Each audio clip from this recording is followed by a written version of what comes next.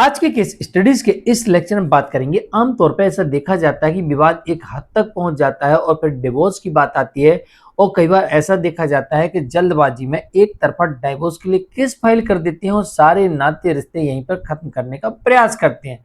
लेकिन क्या एक तरफा डाइवोर्स का केस फाइल करने से क्या शादी पूरी तरीके से समाप्त हो जाती है, या फिर आपको कोई दूसरी रणनीति अपनाना पड़ेगी जिसकी वजह से शादी भी समाप्त हो जाएगी?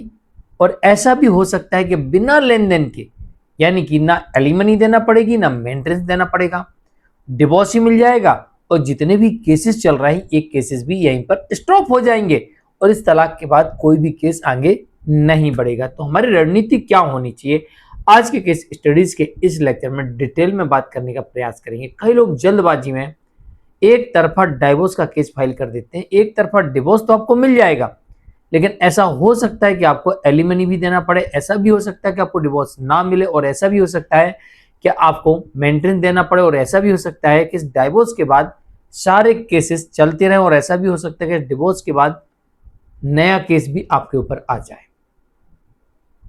तो जब हम डाइवोर्स ले ही रहे, सब कुछ नाते रिश्ते खत्म कर रहे, तो क्यों ना इस तरीके से इस केस को आगे ले जाया जाए कि यहीं पर सब कुछ स्टॉप हो जाए और शादी पूरी तरीके से समाप्त हो जाए। जय जिनेंद्र, मुकेश जैन। वीडियो को लाइक और शेयर कर दीजिए और इस तरह के जजमेंट्स का पैकेज पाने के लिए, जिसमें लगभग आपको 200 जजमेंट्स मिलते हैं, अन्य किसी जानकारी के लिए दिए गए नंबर पर आप हमें संपर्क कर सकते हैं। चलिए शुरुआत करते हैं। दरअसल सबसे पहले आप इस बात पर गौर करिए कि मेरे ऊपर किस तरह से अत्याचार हुआ और इसके पहले मैंने कितनी शिकायतें दर्ज कराई और कौन कौन सी शिकायतें और किस किस के ऊपर शिकायतें हैं। अगर आपने पहले शिकायतें दर्ज कराई, आपके ऊपर अत्याचार हुआ था, आपका इसको साबित करने के लिए आपके पास में सबूत हैं, गवाह हैं, तो आप अपनी तरफ से अब कोर्ट में जाकर केस या पुलिस के पास केस दर्ज करवा सकते हैं।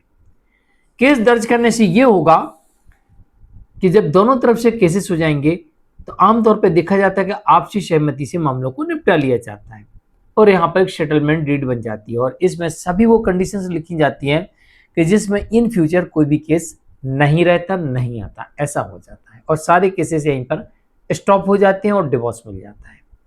तो सबसे पहले आप सबूतों पर ध्यान दीजिए, गवाहों पर ध्यान दीजिए और किसी प्रकार का आपके साथ अपराध हुआ है तो आप उसकी शिकायत दर्ज करवाइए। एक तो आपके पास में ये रास्ता है।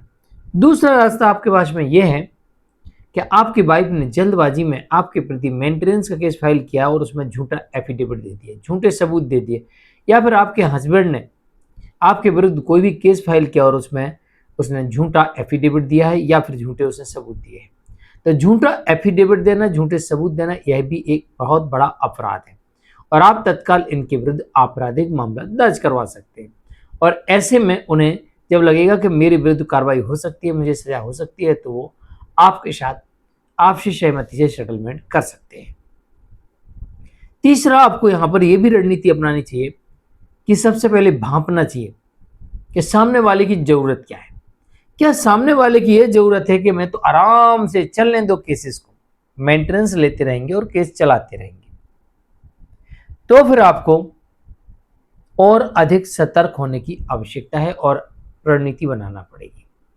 और अगर आपको ऐसा लगता है कि सामने वाला व्यक्ति जल्दी एलिमनी लेके निकलने के चक्कर में बार बार खबर आ रही है कि एलिमनी इतना दे दीजिए, हम केस वापस ले लेंगे, तो फिर यहां पर आपकी दूसरी रणनीति काम करेगी।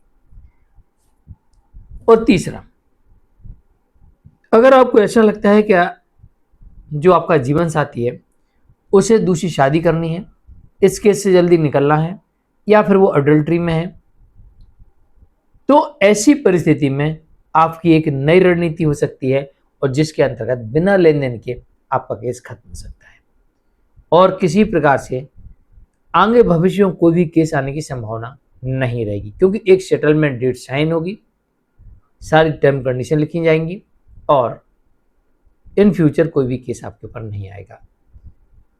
तो इस बात का ध्यान रखिए कि आप 3 परिस्थितियां पहले भांपिए और चौथी परिस्थिति यही है कि आप अपनी तरफ से केस फाइल कर सकते हैं। तो 4 परिस्थितियां आपके सामने होती हैं।